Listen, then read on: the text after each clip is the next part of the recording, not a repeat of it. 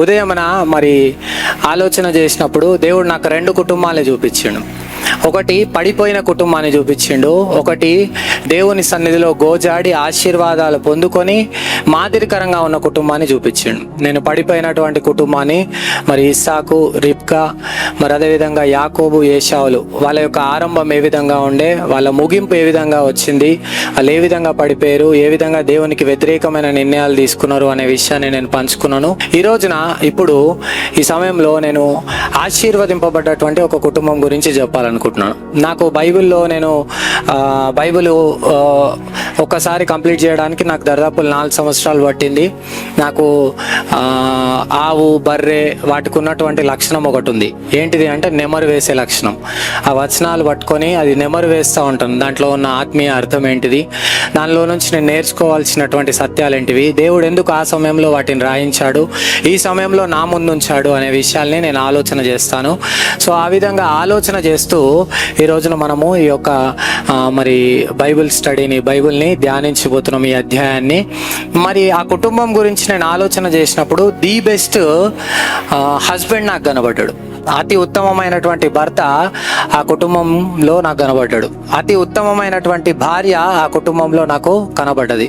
వాళ్ళు భక్తిపరులుగా నాకు కనబడ్డారు, వాళ్ళు ప్రార్థనా పరులుగా నాకు కనబడ్డారు, కష్టకాలంలో దేవుని దగ్గరికి వెళ్ళిన వాళ్ళుగా కనబడ్డారు. వాళ్ళ పిల్లల దగ్గరకు వచ్చేసరికల్లా వాళ్ళ పిల్లలు కూడా దేవుని భయభక్తుల్లో పెరిగి దేవుని పరిచర్య చేసిన వాళ్ళుగా కనబడ్డారు. ఏది ఆ కుటుంబం అంటే 1 సమూయేలు గ్రంథం 1వ అధ్యాయం. చిన్న ప్రార్థన చేస్తానండి. మహోన్నతుడా, పరిశుద్ధుడా తండ్రి, మీకు స్తోత్రం. వాక్యంలోనికి మేము వెళ్తుండగా తండ్రి ప్రభా, నా యొక్క తలంపుల్ని పూర్తిగా మీరు మరుగుపరచండి. ఇది నా మహిమ కొరకు కాదయ్యా, కేవలము మీ మహిమ కొరకు దేవా నన్ను నిలబెట్టుకున్నారు. నన్ను తండ్రి వాడుకొని మీ బిడ్డలతో ఏది మాట్లాడాలనుకుంటున్నారు, ఎవరితో ఏ విధంగా మీరు దర్శించాలనుకుంటున్నారు, ఎవరిని ఏ విధంగా బలపరచాలనుకుంటున్నారు, ఎవరు ఏది నేర్చుకోవాలని ఉద్దేశించి మీరు ఈ సమయంలో ఇక్కడికి తీసుకుని వచ్చారో ప్రతి ఒక్కరితో మీరు నాయన మాట్లాడమని నా మీద పూర్తి అధికారం నేను మీకు అప్పగిస్తున్నాను తండ్రి, లోబడుతున్నాను తండ్రి ప్రభా. నోటికి బురగా ఉండి మీరు మహిమ పొందినట్లుగా ఈ వాక్య పరిచయాన్ని కొనసాగింపమని యేసు నామములో ప్రార్థిస్తూ ఆరంభిస్తున్నాము తండ్రి. సమూయేలు 1వ గ్రంథము 1వ అధ్యాయాన్ని ఈ రోజున మనము ధ్యానించబోతున్నామండి. 1వ వచనం నుంచి చదువుతారా ఎవరైనా? ఎఫ్రాయిము మన్యమందు రామాతయిం మెస్సిఫిము పట్టణపు వాడు ఒకడుండెను. అతని పేరు ఎల్కానా. అతడు ఎఫ్రాయిమీయుడైన నూపునకు పుట్టిన తోహు కుమారుడైన ఎలీహునకు జననమైన ఎరోహాము కుమారుడు. అతనికి 2 భార్యలుండిరి. చాలండి. ఈ వచనం చదివినప్పుడు నాకు మొట్టమొదటిసారి ఫస్ట్ కొద్దిగా ఆశ్చర్యం కలిగింది. ఏంది ప్రభా, నువ్వు మాట్లాడబోతుందేమో ఈ మొత్తం పుస్తకంలో సమూయేలు గురించి, ఎక్కువగా సమూయేలు గురించి ఉంటది. మరి సమూయేలు గురించి డైరెక్ట్ ఇంట్రడక్షన్ ఇవ్వకుండా ఎక్కడి నుంచి స్టార్ట్ చేసిండు? వాళ్ళ డాడీ, వాళ్ళ తాత, వాళ్ళ మునితాత, వాళ్ళ వంశము, అది ఎక్కడ? ఆయన 1వ దినవృత్తాంతంలో 6:33-34 ఉంటది. ఈయన ఎవరి వంశానికి చెందిన అంటే యాజక వంశానికి చెందినటువంటి వాడు, లేవి వంశానికి చెందినటువంటి వాడు. ఎందుకు ప్రభు అంత దూరంకి వెళ్ళి తీసుకొని వచ్చినావు అని నేను ఆలోచన చేసినానండి. నాకు అనిపించినటువంటి విషయము, అక్కడ ఉన్నటువంటి ఎందుకు దేవుడు అంత మంది దగ్గరికి వెళ్ళి ఎందుకు తీసుకొచ్చిండంటే, ఎవరినైనా దేవుడు హెచ్చిస్తే, దేవుని కొరకు వాళ్ళు నిలబడితే, దేవుని సేవ చేస్తే దేవుడు వాళ్ళొక్కరి గురించి అడ్రస్ చేసి మాట్లాడు, వాళ్ళ తరతరాల గురించి అడ్రస్ చేస్తూ మాట్లాడతాడు. ఈ రోజున మన మనవాళ్ళు కావచ్చు, మన పిల్లలు కావచ్చు, లేకపోతే మన తల్లిదండ్రులు కావచ్చు, ఎవరైనా వాళ్ళు పరిచర్యలో ఉన్నారంటే గుర్తుపెట్టుకోండి, ఏదో ఒక రోజున పరలోకంలోనికి మనం వెళ్తే పలానా హైదరాబాద్ నుంచి, పలానా నరసింహకు, పలానా నరేందర్కు, పలానా రవితేజకు పుట్టినటువంటి కుమారుడు ఆశీర్ ప్రవరాజ్ పాల్ అట్లా మాట్లాడుకుంటూ వస్తాడు. అంటే దేవుడు, మనము దేవుని పరిచర్య చేస్తున్నప్పుడు దేవుడు మనల్నే కాదు, మన ముందు తరాలని కూడా జ్ఞాపకం చేసుకున్నటువంటి దేవుడు. ఆయన ఉట్టిగానే ఆయన పరిచర్యలో ఏదో కష్టాలు పడతారు, బాధలు పడతారు, ఇరుకులు పడతారు, ఇబ్బందులు పడతారు అని వదిలిపెట్టేటువంటి వాడు కాదు. అందుకనే వీళ్ళందరి గురించి రాయిస్తూ ఎవరి గురించి ఇంట్రొడక్షన్ ఇచ్చిండు? ఎల్కానా గురించి ఇచ్చిండు. ఎల్కానా అంటే అర్థము గాడ్ హ్యాస్ క్రియేటెడ్, ఆయన సృష్టికర్త అనే విషయాన్ని చెప్పడానికి మాదిరిగా ఆయన పేరును మనము చూస్తున్నాం. తర్వాత రెండో వచనము వీరిలో ఒక దాని పేరు అన్న, రెండవ దాని పేరు పెనీనా. పెనీనాకు పిల్లలు కలిగిరి కాని అన్నాకు పిల్లలు లేకపోయిరి. ఇతడు షీలో నందున్న సైన్యములకు అధిపతి. చాలు, ఈ రెండో వచనం చూడండి. అతని భార్యల గురించి ఇంట్రడక్షన్ చెప్తున్నారు. ఆయనకి 2 భార్యలు ఉన్నారు. ఒక ఆమె పేరు హన్నా, ఇంకొక ఆమె పేరు పెనిన్నా.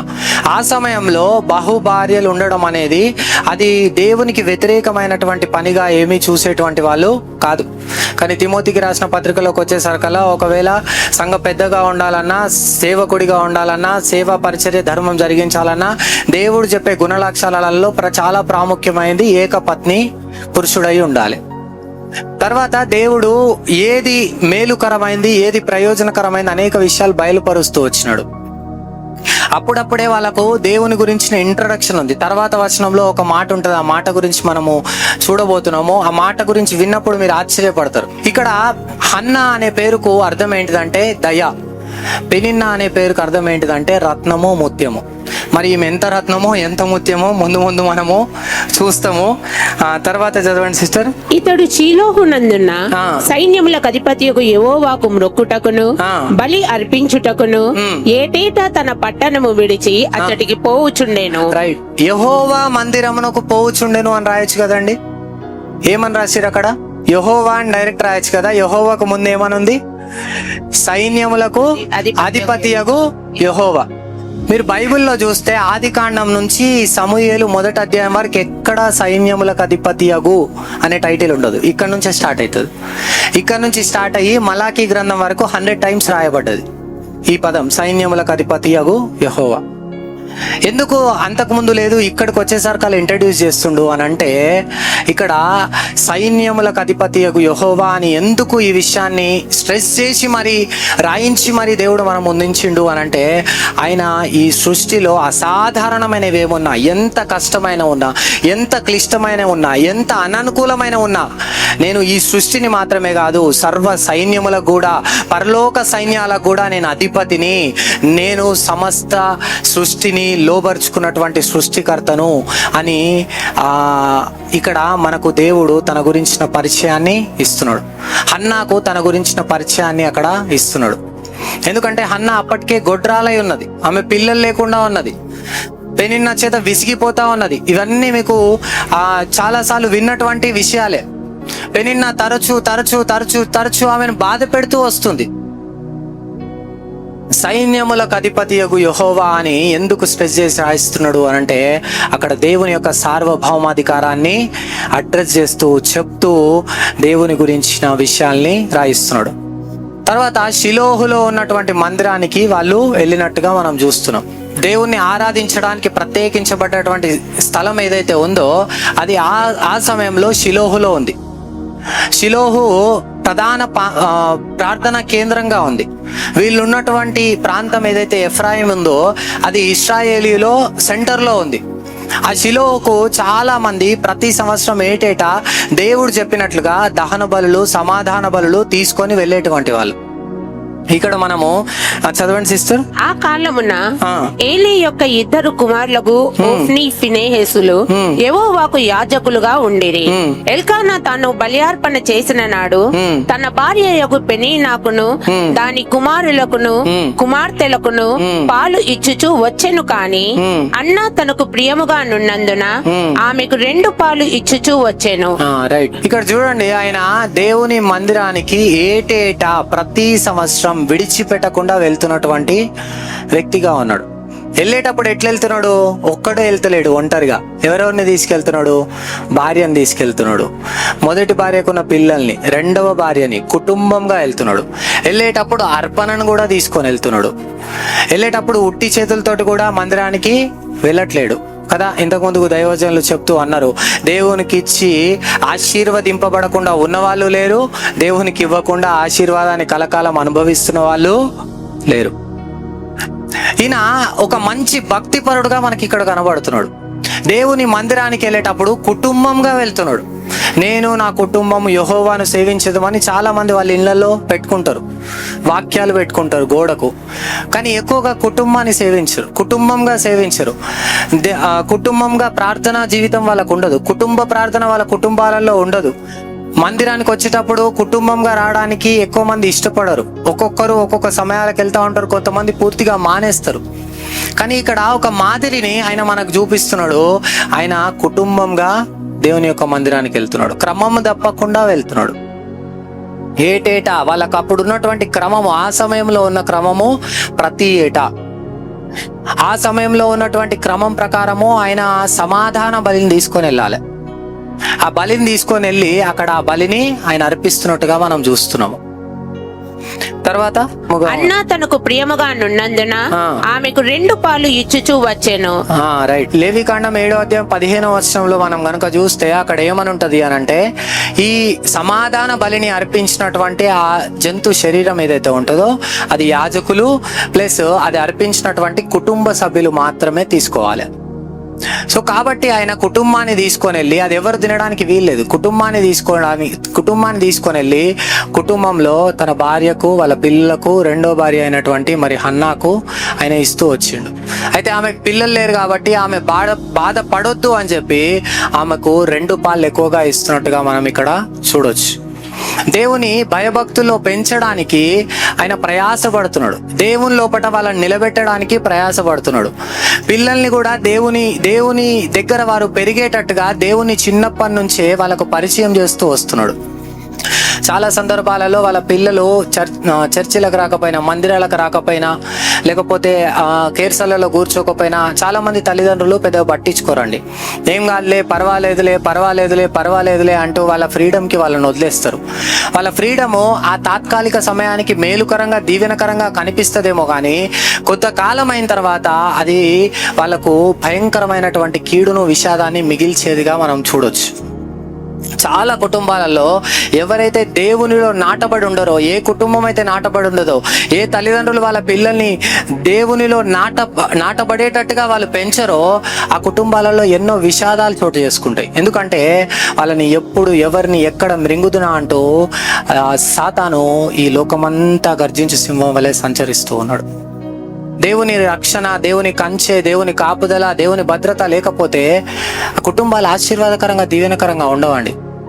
ఒక రోజున నేను మా ఆస్మాన్గఢ్లో ఉన్నప్పుడు, యవ్వన ప్రాయంలో ఉన్నప్పుడు చర్చ్కి వెళ్తుంటే కుమార్ అనే ఫ్రెండ్ నాకు ఉన్నాడు. ఆ కుమార్ నాకు ఆపోజిట్గా వచ్చిండు. ఎక్కడికి వెళ్తున్నావు అని అడిగిండు. నేను చర్చ్కి వెళ్తున్నాను అని చెప్పినాను. దిల్సుఖ్ నగర్ దాకా వెళ్ళేసి వద్దామా, దిల్సుఖ్ నగర్లో ఒక ఫ్రెండ్ ఉన్నాడు, ఆయన ఊరికి వెళ్ళి వచ్చిండు. నా ఫ్రెండ్, అతని దగ్గర 80,000 రూపాయలు ఉన్నాయి, నాకు ఫ్రీగా షాపింగ్ చేస్తా అన్నాడు. సో నా దగ్గర బండి లేదు, నీ దగ్గర బండి ఉంది కాబట్టి నువ్వు నీ బండి మీద కనుక మమ్మల్ని దిల్సుఖ్ నగర్లో దింపితే నాకు షాపింగ్ చేయిస్తాడు, ఒక 10-15,000, నీకు కూడా ఒక 5-6 వేలది షాపింగ్ ఫ్రీగా చేయిస్తా అని చెప్పిండు. ఇక నేను ఆదివారం మందిరానికి వెళ్ళేటోని, కాస్త ఫ్రీగా షాపింగ్ వస్తుంది కదా అని చెప్పి మందిరాన్ని పక్కకు పెట్టేసి బండి తిప్పి అబ్బాయిని ఎక్కించుకొని దిల్సుఖ్ నగర్కి వెళ్తున్నాను. ఆపోజిట్లో అప్పుడు మా అమ్మ వచ్చింది. ఎక్కడికి వెళ్తున్నావురా అని అడిగాను. ఏం లేదు మమ్మీ, ఫ్రెండ్ దిల్సుఖ్ నగర్ వరకు దింపడానికి వెళ్తున్నా అంటే, ఫస్ట్ నన్ను చర్చ్ కాడ దింపుదు పదా అని అన్నది. మళ్ళీ మా అమ్మని ఎక్కించుకొని బండి ఉల్టా చేసి చర్చ్కి వెళ్ళినాం. చర్చ్ దగ్గర మా అమ్మని దింపిన తర్వాత మళ్ళీ బండి మలుపుకొని వస్తుంటే క్రిస్టఫర్ అంకుల్ వాక్యం చెప్తుండు. వాక్యం స్టార్ట్ అయింది కదా, నువ్వు ఇంకెప్పుడు వస్తావు, ఎప్పుడు వస్తావు, అవసరం లేదు, వాక్యం అయినాక పోదు అని వెళ్ళిపోమాను, నువ్వు చర్చిలకు రా అని అన్నది. అబ్బాయి కూడా క్రిస్టియనే. అరే మా అమ్మ ఒప్పుకోవట్లేదురా, తిడుతుంది, ఏదో ఒకటి అంటది, నేను లోపల కొద్దిసేపు ఉండి ఏదో మాయ చేసి వచ్చేస్తా అని లోపలికి పోయినా. కానీ లోపల మాయ చేయడానికి కుదరదే, ఎదురుగా నిలబడేది క్రిస్టఫర్ అంకుల్. ఇక నేను సరే అని చెప్పి చచ్చినట్టు అక్కడనే కూర్చున్నాను, అయిష్టంగా కూర్చున్నాను. నా ఆలోచనలు మొత్తం ఎక్కడ తిరుగుతున్నాయి, ఆ షాపింగ్ మీద, ఆ కుమార్ మీద, వాళ్ళకు వచ్చినటువంటి ఫ్రెండ్ మీద. అబ్బా 80,000 ఉన్నాయి. ఈ దరిదాపులో ఒక 8-10 సంవత్సరాల క్రితం జరిగినటువంటి సంఘటన. అదే ఆలోచన. చర్చ్ అయిపోగానే ఫస్ట్ మా అమ్మని కూడా వదిలేసి బండి తీసుకొని పరిగెత్తుకుంటూ కుమార్ వాళ్ళ ఇంటి దగ్గరికి వెళ్ళిన. కుమార్ లేడు. కుమార్కి కాల్ చేసిన, కాల్ స్విచ్ ఆఫ్ వస్తుంది, నెంబర్ మళ్ళీ చేసిన, స్విచ్ ఆఫ్ వస్తుంది. అబ్బా వీళ్ళు వెళ్ళిపోయినట్టురు అని చెప్పి ప్రతి గంటకు ఫోన్ చేస్తూనే ఉన్నా. ఎక్కడున్నా పోవాలి, కలవాలి, షాపింగ్ చేయించుకోవాలి. చేస్తూనే ఉన్నా. సాయంత్రం అయింది, ఫోన్ స్విచ్ ఆఫ్ వస్తుంది. రాత్రి అయింది, ఫోన్ స్విచ్ ఆఫ్ వస్తుంది. రాత్రి మళ్ళీ వాళ్ళ ఇంటి దగ్గరికి వెళ్ళినా ఫోన్ స్విచ్ ఆఫ్ వస్తుంది. ఎంతసేపు ఫోన్ చేసినా ఫోన్ స్విచ్ ఆఫ్ వస్తుంది. ఏం చేయాలో నాకు అర్థం కాలేదు. ఇక నెక్స్ట్ డే ఆ రాత్రి ఎట్లనో అట్లా నన్ను నేను ఓదార్చుకొని పండుకొని తెల్లారి పొద్దున్న లేవంగానే పోయినా. మళ్ళా కుమార్ లేడు, ఫోన్ స్విచ్ ఆఫ్ వస్తుంది. ఇక వీడు ఆ నెంబర్ ఎటో వెళ్ళిపోయినట్టుండు, మొత్తం డబ్బులు 80,000 అయిపోయేదాకా రాడు, ఆ ఫోన్ స్విచ్ ఆఫే ఉంటుంది, వదిలేస్తా అని వదిలేసుకున్నాం. ఒక వారం రోజులైన తర్వాత ఈ కుమార్ కనబడ్డాడు. ఆ మధ్యలో 2-3 సార్లు వాళ్ళ ఇంటికి కూడా వెళ్ళిన. వారం రోజులైనాక కుమార్ కనబడ్డాడు. నేను ఆశ్చర్యపోయినా, ఏరా కుమార్ ఏమైపోయినావు, ఎక్కడ పోయినావు? నేను ఆ రోజున మా అమ్మని దింపి చర్చ్ అయిపోగానే చర్చిలోకి వెళ్ళి వచ్చినాను, ఫోన్ చేస్తున్నాను, ఫోన్ కలుస్తలేదు, ఏమైంది, ఎక్కడ పోయినావు అసలు అని అడిగాను. అప్పుడు ఆ కుమారుండి, నువ్వు ఆ రోజు రాందే మంచిదైంది అని అన్నాడు. ఎందుకు మంచిదైందిరా, నాకు అర్థం కాలేదు అని అంటే, ఏమైందంటే ఆ 80,000 తెచ్చిన ఫ్రెండ్ ఎవడైతే ఉన్నాడో వాడు దొంగతనాలు చేసి ఆ 80,000 తెచ్చిండు. బండులు దొంగతనం చేయడం, ఆ బండ్లలో బండి నడిపించుకుంటూ చైన్ స్నాచింగ్లు చేయడం, వాడు ఇంకొకడు ఆ చైన్ స్నాచింగ్ చేసి ఆ చైన్ స్నాచింగ్ చేసిన చైన్స్ ఏవైతే ఉంటాయో అవి అమ్మేసి ఆ డబ్బులు తీసుకొని షాపింగ్ చేద్దామని జల్సా చేద్దామని ఇక్కడికి వచ్చిండు. దిల్సుఖ్ నగర్కి నువ్వు నన్ను దింపనన్నావు కాబట్టి నేను నడుచుకుంటూ వెళ్ళిపోయినాను. నేను వెళ్ళినాను, ఆ ఫ్రెండ్ నా గురించి నిలబడ్డాడు, హాయ్ అని ఇద్దరం హాయ్ చెప్పుకున్నాం. దగ్గరికి వెళ్ళినాం, ఇద్దరం ఒకరినొకరు హగ్ చేసుకొని పలకరించుకునే లోపు పోలీస్ జీప్ వచ్చింది. చుట్టూ పోలీసులు మమ్మల్ని ఇట్లా మోహరించారు. అప్పటికే ఫస్ట్ ఈ ఊర్లో దొంగతనం చేసిన వ్యక్తి అక్కడికి దొరికిపోయిండు. రెండో వాడు ఎక్కడ అంటే హైదరాబాద్ పోయిండు, అంటే వాడు పట్టుకొని వచ్చిండు. పోలీసులు ఇప్పుడు వీళ్ళ ముగ్గురిని తీసుకొని ఆ పలానా ప్రాంతం, ఏ ప్రాంతమో నాకు గుర్తులేదు, ఆ ప్రాంతానికి తీసుకెళ్ళారు, వేరే డిస్టిక్. అక్కడ తీసుకెళ్ళి ఆ కుమార్ని నేను తప్పు చేయలేదు సార్ అన్న వినకుండా భయంకరంగా కొట్టిరంట. షర్ట్ తీసేసిరంట, ప్యాంటు తీసేసిరంట, ఆయన దగ్గర ఉన్న డబ్బులు గుంజుకురంట, సెల్ ఫోన్ గుంజుకుర్రంట.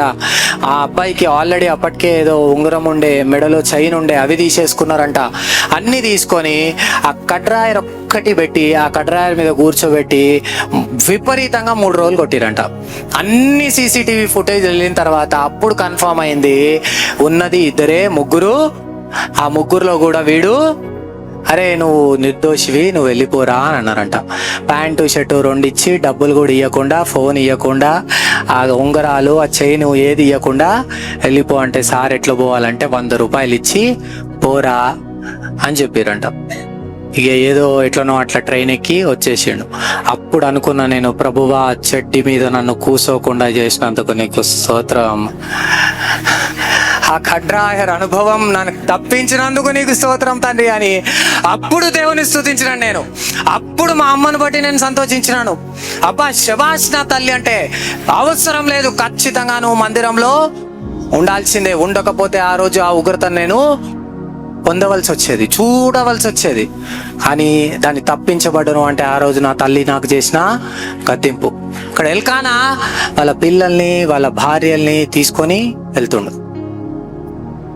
ఆ విధంగా మన పిల్లలు మన గద్దింపుకు లోబడేటట్టుగా తల్లిదండ్రులు పిల్లల్ని చిన్నప్పటి నుంచే పెంచాలండి. వాళ్ళకు చిన్నప్పటి నుంచే బాలుడు నడవలసిన త్రోవను వారికి నేర్పాలి. నేర్పకపోతే వాడు పెద్దవాడైన తర్వాత ఖచ్చితంగా తొలగిపోతాడు. దేవుని వాక్యం మనకు తెలుసు. మరి యవనస్తులైన పిల్లలు మన మందిరాలకు రాకపోతే, కేర్సెల్లకు రాకపోతే, దేవుని మీద ఆధారపడకపోతే, దైవభక్తిలో లేకపోతే, ఏదో ఒక రోజున సాతాను వాళ్ళను పూర్తిగా మింగివేసి వాళ్ళ జీవితాన్ని నాశనం చేసే వరకు కూడా మనం చూస్తూ ఊరుకుంటే తల్లిదండ్రులుగా ఎందుకు మనము తల్లిదండ్రులుగా లెక్క అప్పచెప్పవలసిన వాళ్ళంగా ఉన్నాం. మన పిల్లల మీద మనకు అధికారం లేదు, మన శరీరం మీద మనకు అధికారం లేదు. మనము రెంట్కుంటున్నాం, వాళ్ళని రెంట్కి ఇచ్చిండు మనకు పిల్లలుగా. కొంతకాలం అయిన తర్వాత దేవుడు లెక్క అడుగుతాడు, నీకు ఇచ్చిన పిల్లల విషయమై, నీ శరీరం విషయమై, నీకు ఇచ్చిన ఆస్తిపాస్తుల విషయమై, నీకు ఇచ్చినటువంటి అంతస్తు విషయమై, పేరు ప్రఖ్యాతుల విషయమై, నీకు ఇచ్చినటువంటి తలాంతుల విషయమై దేవుడు లెక్క అడుగుతాడు. ఆ లెక్కను జ్ఞాపకం చేసుకుంటూ పదే పదే మన ఆత్మీయ జీవితాన్ని సరి చేసుకుంటూ జీవితంలో ఎదగడం చాలా చాలా ప్రాముఖ్యం. సరే, తర్వాత ఇక్కడ చదవండి సిస్టర్. యెహోవా ఆమెకు సంతు లేకుండా చేసి ఉన్న హేతువును బట్టి ఆమె వైరియగు పెనీనా ఆమెను విసికించుటకై ఆమెకు కోపము పుట్టించుచూ వచ్చెను. ఎల్కానా ఆమెకు ఏటేటా ఆ రీతిగా చేయుచునుండగా అన్న యెహోవా మందిరమునకు పోవునప్పుడెల్లా అది ఆమెకు కోపము పుట్టించెను గనుక ఆమె భోజనము చేయక ఏడ్చుచూ వచ్చెను. ఇక్కడ చూడండి, చాలా బాధాకరమైన విషయం ఏంటిదంటే, ఇక్కడ హన్నాకు పిల్లలు లేరు. అయితే పిల్లలు లేరని చెప్పి ఆ బలి అర్పణ కుటుంబమే తినాలి కాబట్టి మొదటి భార్యకు వాళ్ళ పిల్లలకు ఇచ్చిండు. రెండవ భార్య హన్నాకి ఇచ్చిండు. వాళ్ళకి పిల్లలు లేరు కాబట్టి అమ్మ పిల్లలు లేకపోయినా పర్వాలేదు, ఏదో ఒక రోజున పుడతారు అన్న నిరీక్షణ ఉండాలన్నట్టుగా 2 పాళ్ళు ఎక్కువగా, 2 ఎక్కువగా ఆమెకు ఇచ్చిండు. ఇచ్చేసరికల్లా ఈమెకు నచ్చలేదు. మరి ఈమె పేరేంటిది? రత్నము ముత్యము అంట. మరి రత్నం ముత్యం ఏం చేస్తుంది? ఆమె కోపం పుట్టిస్తుంది, విసుగు పుట్టిస్తుంది. పేరుకు తగ్గట్టుగా మన గుణ లక్షణాలు ఉండాలండి. పేరుకు తగ్గట్టుగా అంటే క్రీస్తులో పుట్టిన నూతన జన్మ. మనం ఒక నిమిషం సాక్ష్యం చెప్పేటప్పుడు ఒకప్పుడు ప్రభు యొద్దకు ఏ విధంగా వచ్చిన తరువాత అవి 2 సేమ్ ఉంటే ఏం లాభం? ఈమె కూడా మందిరానికి వెళ్తుంది కదా. అయ్యో పిల్లలు లేరు కదా, నువ్వు చెల్లెవైతావమ్మా, నేను ఆదరిస్తా అని ఆదరించవచ్చు కదా. ఆదరణ మాటలు లేవు. ఆమె కోపం పుట్టిస్తుంది, విసుగు పుట్టిస్తుంది, రెచ్చగొడుతుంది, వేసారిపోయేటట్టుగా చేస్తుంది, ఆమెను దుఃఖ పెడుతుంది, బాధ పెడుతుంది. తర్వాత కొంచెం కిందికి వచ్చి చదివితే యెహోవా ఆమెకు సంతు లేకుండా చేసాను అని ఉంది. ఆ మాట చదివినప్పుడు నాకు ఇంకా బాధ అనిపించింది. అయ్యో దేవుడే, అక్కడ మనుషులు బాధ పెడుతున్నారు అంటే ఇక్కడ దేవుడు కూడా సంతు లేకుండా చేసి అనుమతిచ్చిండు. దేవుడు కూడా బాధ పెడుతుండేందబ్బా అనిపించింది. కానీ మళ్ళీ నాకు శారమ్మ, రాహేల్ గారు వీళ్ళు గుర్తొచ్చారు. వాళ్ళ విషయంలో కూడా ఇదే మాట ఉంటుంది. యెహోవా వారి గర్భమును మూసెను, తర్వాత యెహోవా వారి గర్భమును తెరిచెను అని ఉంటుంది. కొన్ని మూస్తాడు దేవుడు, ఎందుకు అనంటే ఆయన కాలంలో దాన్ని తెరుస్తాడు. అది అప్పుడు అనేకులకు ఆశీర్వాదకరంగా కారకంగా ఉంటది. ఇక్కడ సమూయేలు లాంటి గొప్ప ప్రవక్తనిచ్చిండు. ఆయన ఒక్క ప్రవక్త మాత్రమే కాదు, ఆయన యాజకుడు, ఆయన సేవకుడు, ఆయన దీర్ఘదర్శి. ఆయన చేసినటువంటి సేవ ఎండింగ్ లో ఆయన మాట్లాడే మాటలు రెవల్యూషనరీ. నేను ఎవరిదైనా, గాడిదనైనాను, ఎద్దునైనాను, దేన్నైనాను నేను అన్యాయంగా తీసుకున్నా, మిమ్మల్ని అందరినీ ఎదురుగా పెట్టినా చెప్పండి అని సవాల్ చేసే అంత దమ్మున్నటువంటి క్యారెక్టరిస్టిక్స్ తోటి బతికిండు ఆయన. అంత గొప్ప ప్రవక్తను ఆమె కనగలిగింది. దేవుడు ఆమె గర్భాన్ని మూసిండు. మళ్ళీ దేవుడు తెరిచినప్పుడు ఒక గొప్ప బహుమానాన్ని ఇచ్చిండు. మన జీవితంలో కూడా కొన్నిసార్లు అనారోగ్యం చేత మూయబడతామేమో, ఆరోగ్యం అని పరుగులు పెడుతున్నా దొరకదేమో, కొన్నిసార్లు వివాహాల కొరకు పరిగెడుతున్నా, ఎన్ని సంబంధాలు చూసినా వివాహాలు జరగవేమో, ఉద్యోగాల కొరకు ప్రయత్నాలు చేస్తున్నా దొరకవేమో.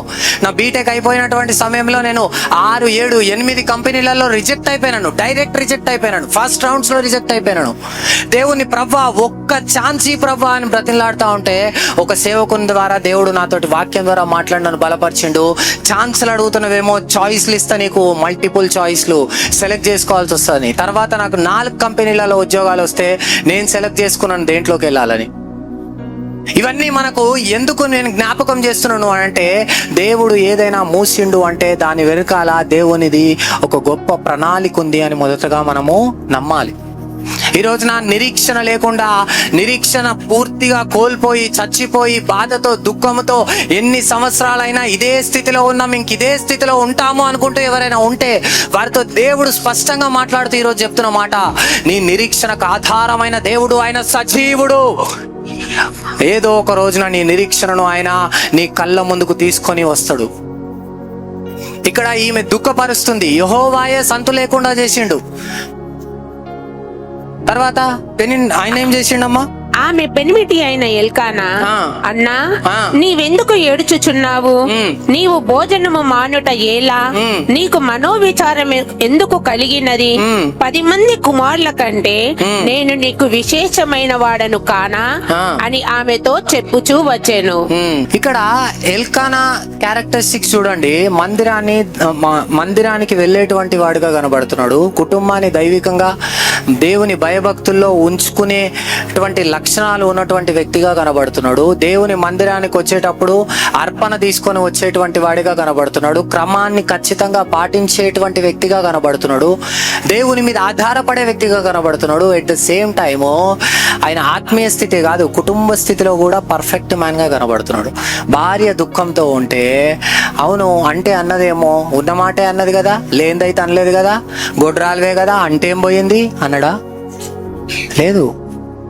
ఆదరణ మాటలు మాట్లాడాడు, ఓదార్పు మాటలు మాట్లాడాడు, దీవెనకరమైన మాటలు మాట్లాడాడు. కుమారులు లేకపోవడము ఆ కాలంలో చాలా గొప్ప అవమానం. ఎంతో గొప్ప శాపం ఉంటే తప్ప పిల్లలు ఉండరు అనేటువంటిది ఆ కాలంలో బాగా వాడుకలో ఉన్నటువంటి విషయం. దేవుని పూర్తి కనికరాన్ని కోల్పోతేనే పిల్లలు ఉండరు అని ఆ కాలంలో అందరూ ఫీల్ అవుతున్నటువంటి సమాజంలో వాళ్ళు ఉన్నారు. ఆ టైంలో ఆయన చాలా చాలా ప్రేమగా ఓదార్పుతోటి 10 మంది అంటే అదొక సంపూర్ణత. 10 మంది పిల్లలు ఉంటే ఆ తల్లికి ఆ స్త్రీకి, నేను 10 మంది కుమారుల కంటే నీకు శ్రేష్ఠుని కానా, ఓదార్చే విధంగా మాట్లాడుతున్నాను. నా లోపట ఆ పిల్లల్ని చూసుకో అమ్మా, నేను నీ పిల్లలు ఏమేం చేయగలుగుతారో అవన్నీ నేను నీ కొరకు చేస్తా, నువ్వు పిల్లలు లేరని బాధపడకు, నేనున్నా నీకు అని ధైర్యం చెప్తున్నాడు. ఎంతమంది భర్తలు తమ భార్యల విషయంలో అట్లుంటారండి? కానీ దేవుడు ఎఫెసీ రాసిన పత్రిక 5వ అధ్యాయంలో భార్యాభర్తలు ఇద్దరిని సమానం చేసి చూపిస్తున్నాడు, వాళ్ళని ఈక్వల్ చేసి చూపిస్తున్నాడు. ఇంబ్యాలెన్స్డ్ గా కాదు, వాళ్ళని బ్యాలెన్స్డ్ గా చూపిస్తున్నాడు. భర్త కృంగిపోయినప్పుడు భార్య ఓదార్చాలి, భార్య కృంగిపోతున్నప్పుడు భర్త ఓదార్చాలి, వాళ్ళను ధైర్యపరచాలి. ఇది అంతం కాదు, ఇది చివరి దినం కాదు, దీని తర్వాత ఇంకా చాలా ఉంది, దేవుని మీద ఆధారపడదాం, నిరీక్షణతో ఉందాం అన్నట్టుగా ఒకరినొకరు ధైర్యపరచుకోవాలి, పురిగొలుపుకోవాలి, ప్రోత్సహించుకోవాలి. అటువంటి భర్తగా ఈ భర్త కనబడుతున్నాడు. అయినా ఆమెకు సంతృప్తి లేదు, ఎందుకంటే పిల్లలు లేరు కాబట్టి భర్త ఎంత ఓదార్చినా ఆ ఓదార్పును బట్టి ఆమె సంతోషించలేకపోతుంది. సరే కనీసం నా బాధన చెప్పుకుందామని దేవుని మందిరానికి వెళ్ళి బహు దుఃఖాక్రాంతురాలై వచ్చి యెహోవా సన్నిధిని ప్రార్థన చేయుచు బహుగా ఏడ్చుచు, సైన్యములకు అధిపతియగు యెహోవా, నీ సేవకురాలనైన నాకు కలిగి ఉన్న శ్రమను చూచి నీ సేవకురాలనైన నన్ను మరొక జ్ఞాపకము చేసుకొని నీ సేవకురాలనైన నాకు మగపిల్లను దయచేసిన ఎడల వాని తల మీదికి క్షౌరపు కత్తి ఎన్నటికి నీ రానియక వాడు బ్రతుకు దినములన్నిటను నేను వానిని యెహోవాకు నీకు అప్పగింతునని మ్రొక్కుబడి చేసుకొనెను.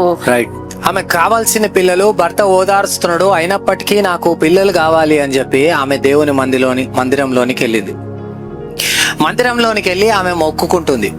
మొక్కుకునేటప్పుడు ఏమని మొక్కుకుంటుంది? ఒక నిబంధనతో మొక్కుకుంటుంది. ఎట్లుంది ఆ నిబంధన? ఎవరికి మేలు చేసేటట్టుగా ఉంది ఆ నిబంధన? దేవునికే తిరిగి ఇచ్చేస్తా, దేవా నువ్వు నాకు బిడ్డనిస్తే తిరిగి ఆ బిడ్డను నేను నీకే. ఆ ప్రార్థన వెనుకాల ఆత్మీయత ఉంది, ఆమెకున్న అవసరత ఉంది, ఆ అవసరతతో పాటు ఒక ఆత్మీయత కూడా ఉంది. ఎంతమంది అట్లా ప్రార్థన చేస్తారండి? ప్రవ్వా నాకు కారీ ప్రవ్వా, కారీ ప్రవ్వా, కారీ. ప్రభు ఇస్తాడు. నీ ఉద్దేశం ఏంటిది?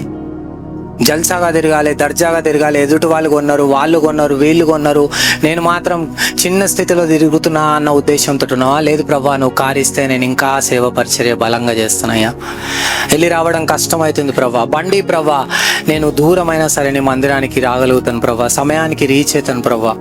నాయన పిల్లల్ని ప్రభా, నాయన వాళ్ళని నీ కొరకు నమ్మకమైన సాక్షులుగా నేను పెంచుతాను ప్రభా. ప్రభా ఇల్లి ప్రభా, ఈ కిరాయి ఇళ్లలో ఉంటే ఇళ్ళగొడుతురు ప్రభా. చాలా చోట్లలో మీటింగ్లు పెట్టుకొని ఇస్తలేరు ప్రభా. నేను అట్లా ప్రార్థన చేసిన, నేను కిరాయి ఇంట్లో ఉన్నప్పుడు ఒకటి అడిగిన, ప్రభా ఏంది ప్రభా నీ యొక్క తండ్రి ప్రభా, నిన్ను ఆరాధించడానికి ఒక మీటింగ్ పెట్టుకుందాము అంటే కూడా ఈ ఓనర్లు సమ్మతిస్తలేరు. ఏంది ప్రభా, వీళ్ళు పెట్టుకోవద్దు అంటున్నారు ప్రభా, అన్నిటికీ రిస్ట్రిక్షన్స్ పెడుతున్నారు ప్రభా, ఏం చేయాలి ప్రభా? అట్లా రిస్ట్రిక్షన్స్ లేకుండా ఒక ఇల్లు నీ ప్రభా అని అడిగిన. నేను ఏకంగా సొంత ఇల్లే ఇచ్చేసిండు. రిస్ట్రిక్షన్స్ లేని ఓనర్స్ ని చూపి ప్రభా అంటే, రిస్ట్రిక్షన్స్ పెట్టాలంటే నువ్వే, రిస్ట్రిక్షన్స్ పెట్టొద్దంటే కూడా నువ్వే ఓనర్వి అని దేవుడు సొంత ఇల్లు ఇచ్చాడు. మన ప్రార్థన వెనకాల ఆత్మీయత కూడా ఉండాలండి. కేవలం ఈ లోకానుసారమైన విషయాలు మాత్రమే వెతకడం కాదు. ప్రియుడా, నువ్వు ఆత్మలో ఏమని ఉంటది? ఆత్మలో వర్ధిల్లాలి, అన్ని విషయాలలో ఫలించాలి. ఎట్ ద సేమ్ టైం నువ్వు ఆత్మలో వర్ధిల్లాలి. అన్ని విషయాలలో ఫలించాలని దేవుని ఉద్దేశం అయి ఉంది, కానీ ఎట్ ద సేమ్ టైం మనం ఆత్మలో కూడా వర్ధిల్లాలి. దేవుణ్ణి ప్రేమించు వారికి అనగా ఆయన సంకల్పం చొప్పున పిలువబడిన వారికి మేలు కలుగుటకై సమస్తం. మనకైతే అన్ని సమస్తం సమకూడి జరగాలి, కానీ దేవుని ప్రేమించమంటే మాత్రం మొదటి స్థానము ఇవ్వం. దేవుని గురించి ఆలోచన చెయ్యం, నిర్ణయాలు తీసుకునేటప్పుడు దేవుని గురించిన ఆలోచన చెయ్యం. కానీ ఇక్కడ ఆమె ప్రార్థన చేసేటప్పుడు ఆమె అవసరతతో పాటు దైవికమైన ఉద్దేశంతో ప్రార్థన చేస్తుంది. తర్వాత ఆమె యెహోవా సన్నిధిని ప్రార్థన చేయుచుండగా ఆ. ఏలి ఆమె నోరు కనిపెట్టుచుండెను. ఏలయనగా అన్న తన మనసులోనే చెప్పుకొనుచుండెను. ఆమె పెదవులు మాత్రము కదులుచుండి ఆమె స్వరము వినబడక ఉండెను గనుక ఏలి ఆమె మత్తురాలయున్నదనుకొని, ఎంతవరకు నీవు మత్తురాలవయుందువు, నీవు ద్రాక్షారసమును నీ యొద్ద నుండి తీసివేయమని చెప్పగా, అన్న అది కాదు నా ఏలినవాడా, నేను మనోదుఃఖము గలదాననై ఉన్నాను, నేను ద్రాక్షారసమునైనను మద్యమునైనను చాలండి, క్షమించండి. ఇక్కడ చూడండి, ఇంట్లో పెనిన్న సతాయిస్తుంది, దేవుడే సంతు లేకుండా చేసిండు. ఇక్కడ కనీసం దేవుని మందిరంలోకి వచ్చి ప్రార్థన చేసుకుందాము అని అంటే ఇప్పుడు ఎవరేమంటున్నారు? సేవకుడు అంటున్నాడు, యాజకుడు అంటున్నాడు. అక్కడ ఆయన ప్రధాన యాజకుడు ఆ సమయంలో ఏలీ గారు. మళ్ళీ ఆయన చాలా వృద్ధాప్యంలో ఉన్నాడు, చాలా అనుభవాలు ఉండొచ్చు. ఎవరు ఏ స్థితిలో ఉన్నారో చూస్తే గుర్తుపట్టే స్థితి ఆయనకు ఉండొచ్చు. నాకులాగా అల్లాటప్ప చిన్న వ్యక్తి ఏమీ కాదు, పెద్ద వ్యక్తి. కానీ పూర్తిగా ఆమె సిగ్గు తీసేసినట్టుగా మాట్లాడిండు, ఆమెను హ్యూమిలేట్ చేసినట్టుగా మాట్లాడిండు, ఆమెను తక్కువగా మాట్లాడిండు. కారణం ఏంటిది? ఆయన అపార్థం చేసుకున్నాడు. ఏం చేసుకున్నాడు? అపార్థం చేసుకున్నాడు. ఆయన అపార్థం చేసుకొని ఉద్దేశపూర్వకంగానే మాట్లాడండి, కానీ అక్కడ వెనకాల ఏముంది? అపార్థం ఉంది. అపార్థం చేసుకొని మాట్లాడగానే ఈమెమన్నది, ఏం మాట మాట్లాడుతున్నావు పాస్టర్, బుద్ధుందా? నెత్తికి ఎంటుకలు తెల్లగైతే సరిపోతాయా? ఇట్లనేనా మాట్లాడేది, ఇట్లనేనా అనేది, చేసేది? చూస్తే పెద్ద మనుషులు ఎక్కున్నావు, తాగిన దాని లెక్క కనబడుతున్నానా నేను? ఏం వంశం అనుకుంటున్నావు మాది? ఇట్లనే మాట్లాడేనా? మా ఇల్లు తెలుసా, మా ఊరు తెలుసా, మా జాతి తెలుసా, గల్లీ తెలుసా? ఏదో హైదరాబాద్లోకి వచ్చినా కాబట్టి ఇట్లుంటున్నా. రా, వచ్చి చూడు, కర్నూలుకో, జైరాబాద్కో, ఇంకో దగ్గరకో, మొత్తం చెప్తారు మా గురించి. అయ్యో, పొరపాటున మాట్లాడిండమ్మా. అయితే అట్లా మాట్లాడతావు, ఊకో మధ్యలో మాట్లాడతావు నువ్వు. నిన్నంటే బాగానే ఉంటుందా? నా దగ్గరికి రాగానే చెప్తున్నావు, కాదు నా ఏలినవాడా. అయ్యా దయచేసి, కాదు నా ఏలినవాడా. ఏదో పొరపాటున తెలియక అపార్థంతో ఏదో ఒక మాట అన్నారేమో దైవజనులు. నేను రానిగా, నేను చెయ్యనిగా, కొట్టుకోమా నాన్నే, తిట్టుకోమా నాన్నే, పట్టుకోమని వాళ్ళనే, నేను బంద్ చేస్తా, ఇక దశంభాగం నేనెందుకు ఇస్తా? నాకు క్రిస్టఫర్ అంకుల్ తోటి అనుభవాలు ఉన్నాయి కాబట్టి నాకు చాలా సంతోషం అనిపిస్తుంది. ఒకరోజు ఆయన ప్రేయర్కి పోయిండు, కన్ను నుంచి ఖచ్చితంగా వాక్యాలు చెప్పిండు ఆ ఇంట్లో. అది ఆమెకు నచ్చలేదు. ఆమె కానుకల కవర్లో పైసలు పెట్టేటప్పుడు అంకుల్ చూసిండంట, 500 నోటు పెట్టిందంట. ఆయనకి ఇచ్చితే ఇంటికి పోయిన తర్వాత బయటికి తీస్తే అది 100 అయిందంట. ఏంది ప్రభా ఇవి ఇంత? ఎట్లా 100 అవుతుంది? 500 మహయా లేదు, మంత్రం లేదా? తీసి మార్చేసిందనా? మార్చేసిందామే. నన్ను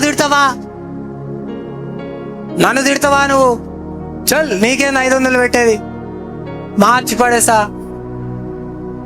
సేవకుడు ఒక మాట అన్నాడు, నీకంటే ఆయన అభిషేకించబడ్డ వ్యక్తి ఉట్టిగానే నిలబడలేదు సేవకుడిగా. ఒక మాట అన్నాడు, పెద్దలు గద్దించుట అది ఆశీర్వాదం అండి. ఎన్నోసార్లు నన్ను తిట్టిండు క్రిస్టఫర్ అంకుల్. కొన్నిసార్లు తప్పు చేస్తే తిట్టిండు, కొన్నిసార్లు తప్పు ఎవడో చేస్తే అపార్థం చేసుకొని తిట్టిండు. నేను మనసులో ఒకటే ప్రార్థన చేసుకున్నా, ఫుల్ నన్నే తిడుతుండు ప్రభా, కానీ నేను ఇది చేయలేదు, నాకు ఇవి వర్తించదు, ఆ శాపాలన్నీ నాకు తలగొద్దు ప్రభా, నేను చేయలేదు కాబట్టి నాకు తగలగొద్దు, చేస్తే మాత్రం తలగని ప్రభా, నేను చేయలేదు అని దేవునికి చెప్పుకునేటోని. ఆయనకు చెప్తే ఆయన ఆవేశంలో వింటాడో వినడో అని భయం ఆ టైంలో స్టేజ్ మీద ఉన్నప్పుడు. సేవకుడు గద్దించినప్పుడు తగ్గించుకోవాలండి. అది మన మేలు కొరకు, దీవెన కొరకు, ఆశీర్వాదం కొరకు. ఈ దేవుని పరిచర్య ఇది నా పరిచర్య కాదు, ఇది బిషప్ గారి పరిచర్య కాదు, ఇది రవితేజ పరిచర్య కాదు, ఇంకొకరిది కాదు.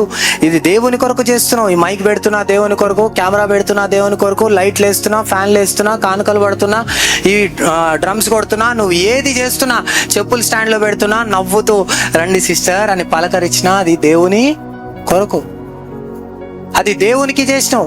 ప్రభా ఎప్పుడు ప్రభా, మేము ఎప్పుడు ఇచ్చినాం ప్రభా నీకు? నువ్వు దప్పికతో ఉంటే నీళ్ళు ఎప్పుడు ఇచ్చినాం, బట్టలు లేకుంటే బట్టలు ఎప్పుడు ఇచ్చినాం, తిండి లేకపోతే తిండి ఎప్పుడు పెట్టినాం ప్రభా అంటే, మిక్కిలి నా సహోదరుల్లో ఒకరికి మీరు చేస్తారు కనుక నాకు చేస్తారు. ప్రేమ చూపించేటప్పుడు దేవునికి చూపిస్తున్నామని జ్ఞాపకం పెట్టుకోవాలి. పరిచర్య చేసేటప్పుడు దేవునికి చేస్తున్నామని జ్ఞాపకం పెట్టుకోవాలి.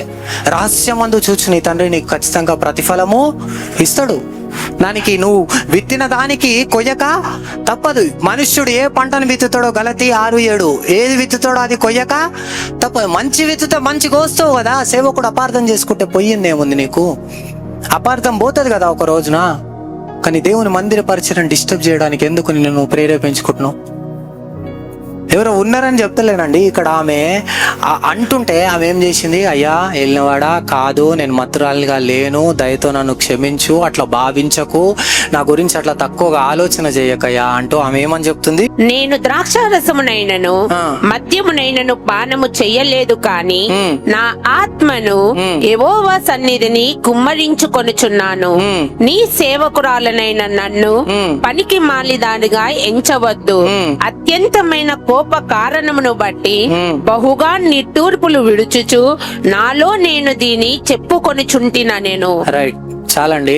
ఇక్కడ హన్నా దేవుని మందిరంలోకి వెళ్ళింది, హన్నా ప్రార్థన చేసింది, కన్నీటితో చేసింది. కన్నీటితో మనం చేస్తే దేవుడు వింటాడు, సమాధానం ఇస్తాడు. ఇవి ఎన్నోసార్లు మనం విన్నాం. కానీ ఇక్కడ హన్నా చేసిన ప్రార్థనలో చాలా డెప్త్ ఉంది, చాలా లోతైనటువంటి విషయాలు ఉన్నాయి. అవి మనం నేర్చుకోలేకే మన జీవితాలలో ఇంకా చాలా సందర్భాలలో సమాధానాన్ని కొన్ని విషయాలలో పొందుకోలేకపోతున్నామని నా మటుకు నేను భావిస్తున్నాను. అక్కడ ఆమె ఆ మాట నాకు చాలా బాగా నచ్చింది. ఆమె కుమ్మరించిందట, తీసుకొచ్చి పూర్తి బాధను అక్కడ చెప్పిందండి. ఎంత బాధ ఉందో అంత బాధను ఆమె వెళ్ళగక్కింది. కొన్నిసార్లు నోరు మాట్లాడలేదు, హృదయం మాట్లాడుతుంది, కన్నీళ్లు మాట్లాడతాయి. ఓదార్పువై నా చెంత నువ్వే ఉండినావు, నా కన్నీటిని కవిటలో దాచి ఉంచినావు. ఎంత అద్భుత ప్రేమ! ఆ కన్నీటిని కూడా చూసినటువంటి ప్రేమ. ఆమె నోటితో చెప్పుకుంటలేదు. ఇంకొకటి, ఆమె చేస్తున్నప్పుడు, ప్రార్థన చేస్తున్నప్పుడు, అది నిబంధన మందసం ఉన్న స్థలము, చుట్టుపక్కల చాలా మంది, ఇట్లా మందిరం కాదు అది, నిబంధన మందసం ఉన్నటువంటి స్థలం. చుట్టుపక్కల ఉన్న వాళ్ళకి, దూరంగా ఉన్న వాళ్ళకి కనబడుతుంది. ఏలీకి ఈమె కనబడుతుంది. పాస్టర్ చూస్తుండు కాబట్టి, పక్కన వాళ్ళు వింటున్నారు కాబట్టి, నా బాధను వేసే దగ్గర నేను చెప్పుకోను, వచ్చే వారం చెప్పుకుంటా, ఇంకో రోజు చెప్పుకుంటా అనుకోలేదు ఆమె. నాకు సంబంధం లేదు ప్రభా, దుఃఖంతో వచ్చినయ్యా, వేదనతో వచ్చిన ప్రభా, అయినా గుండె బరువెక్కిపోయిన స్థితిలో వచ్చిన దేవా కరుణించు, దావీదు కుమారుడా నన్ను దాటిపోకు అంటూ ఆ గుడ్డి భిక్షగాడు కేకలేసినట్టుగా నేను కేకలేస్తున్నా. దేవా నువ్వు తప్ప ఎవరున్నారు దేవా ఈ లోకంలో అంటూ ఆమె పూర్తి బాధను అక్కడ కక్కిందండి. పూర్తి బాధను. ఆయన సర్వ సమర్థుడు, ఆయన ఏదైనా చేయగల సమర్థుడు. ఒకటే ఒక అనుభవాన్ని చెప్పి నేను ముగించేస్తాను ప్రియ సహోదరులారా. ఆమె చేసిన ప్రార్థన కనుక మనం చేయగలిగితే మన జీవితంలో అనేకమైనటువంటి అంశాలకు సమాధానం దొరుకుతుంది. ఎన్ని సంవత్సరాల్లో నుంచి పట్టబడ్డా కానీ వాటిలో నుంచి విడుదల దొరుకుతుంది. క్రిస్టఫర్ అంకుల్ నేను కలిసి ఒక సిస్టర్కి బాగాలేదు, రూతు ఆమె పేరు, ఆమె ప్రెగ్నెంట్ ఉంది. ఆమెకు నాలుగు నెలల ప్రెగ్నెంట్ ఉన్నప్పుడు పోయినాం. ఆమె మీద ఏదో చేతబడి చేసినట్టుగా అక్కడ ఉన్నటువంటి ప్రజలు చెప్పారు, వాళ్ళ అత్తమ్మ వాళ్ళు వీళ్ళు చెప్పారు. ఆమె ప్రెగ్నెన్సీ ఉన్నట్టు కూడా కనబడతలేదు, చాలా చిన్నగా అయిపోయింది స్టమక్, ఆమె చాలా బక్కగా అయిపోయింది, తిన్నదంతా కక్కేస్తున్నది, ఆమెకి ఏమీ అరుగుతలేదు, చాలా బలహీనంగా మారిపోయింది. ఆమె కొరకు ప్రార్థన చేయడానికి వెళ్ళినాం. ఆ రాత్రంతా ప్రార్థన చేసినాం, దరిదాపులు 12-12:30 దాకా ప్రార్థన చేసినాం. తర్వాత ఆ ఇంటి ఓనర్స్ ఆబ్జెక్ట్ చేయడాన్ని బట్టి తిరిగి వచ్చేసినాం. తర్వాత అప్పుడప్పుడు ఆమె కొరకు నేను ప్రార్థన చేస్తూ వచ్చిన. కరెక్ట్గా దాని తర్వాత 3 నెలలకు, అంటే ఆమె గర్భంలో 7 నెలలతో ఉన్నప్పుడు ఉస్మానియా హాస్పిటల్లో అడ్మిట్ అయింది. ఉస్మానియా హాస్పిటల్లో అడ్మిట్ అయితే నేను, నా ఫ్రెండ్ లడ్డు, క్రిస్టఫర్ అంకుల్, ఇంకా కొంతమంది మీ యవనస్తులం అక్కడికి వెళ్ళినాం. ఆ రాత్రి 7-7:30 అక్కడికి వెళ్ళి ఆమెను చూసినప్పుడు చాలా దీనస్థితిలో ఉందండి. ఆమె మనిషిగా అక్కడ ఉంది అంటే కూడా మనం నమ్మలేం. చాలా బక్క చిక్కిపోయి ఉంది. అప్పటికి గర్భంతో ఉందంటే అసలుకే నమ్మలేం. ఆమెకు స్పర్శ స్పృహ ఏం లేదు. మేము వెళ్ళినప్పుడు పలకరించి ప్రేయర్ చేసి వచ్చేసినాం. ఆమె గురించి నాకు చాలా బాధ అనిపించింది. ఇక వస్తుంటే అది దారిలో అదే ఆలోచిస్తున్నా. నేను రక్షణ పొందిన కొత్తలో అదే ఆలోచిస్తున్నా. బాగా ఇంటికి వచ్చిన తర్వాత అదే ఆలోచిస్తున్నా. కాసేపు ఆమె గురించి ప్రేయర్ చేసి, ప్రవ్వా నాయన దయచేసి ఆ బిడ్డను కాపాడు ప్రవ్వా, గర్భంలో ఉన్న బిడ్డ ఏం తప్పు చేసింది ప్రవ్వా, నువ్వు ఎందుకు ఇచ్చినావు ప్రవ్వా, గర్భంలో ప్రవేశపెట్టినవు ఎందుకు, లోపల ఆ పిండము అంతగా అల్లాడిపోయేటట్టుగా ఎందుకు అనుమతిస్తున్నావు ప్రవ్వా, దయచేసి నాయన నువ్వు సర్వ సమర్థుడవని, నువ్వు నాయన అద్భుత క్రియలు చేయవాడవని, ఆశ్చర్యకరుడవని, ఇప్పుడిప్పుడే రక్షణలోనికి వచ్చిన నేను ఎన్నోసార్లు ఎంతో మంది చెప్తుంటే అనుభవాలు విన్ననయ్యా.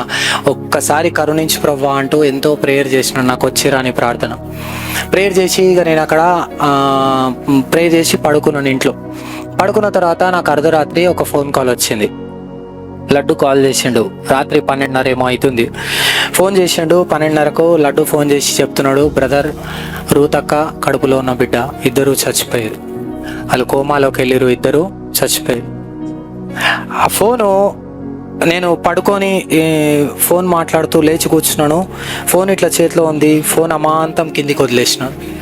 ఫోన్ కింద పడ్డది. నేను పట్టించుకోలేదు. మోకాళ్ళ మీదకి వచ్చినాను. ఏ ప్రార్థన చేయలేదు. ఏడుస్తూ ఉండిపోయినాను. చాలాసేపు ఏడ్చినాను నేను. ఎందుకు ప్రభా, ఎందుకు ఎందుకు ఇంత ప్రార్థనలు చేసినాం, ఇంత అడిగినాం, ఇంత బ్రతిన్లాడినాం, ఎందుకు అనుమతించినావు మరణాన్ని, ఎందుకు రక్షించలేకపోయినావు? నువ్వు సృష్టికర్తవయ్యా, నీకు అసాధ్యం అంటూ లేదు కదా. నమ్ముట నీ వలన అయితే నమ్మువానికి సమస్తం సాధ్యం అని వాక్యం చెప్తుంది కదా. అపారమైన నమ్మకంతో నమ్మినాను కదా ప్రభా, ఎందుకు అనుమతించినావు అంటూ ఎంతో ఏడ్చినాను. ఏడ్చి ఏడ్చి ఏడ్చి ఏడ్చి అయినా నేను ప్రశ్నించొద్దు కదా. ప్రశ్నిస్తే యోబును అడిగినావు.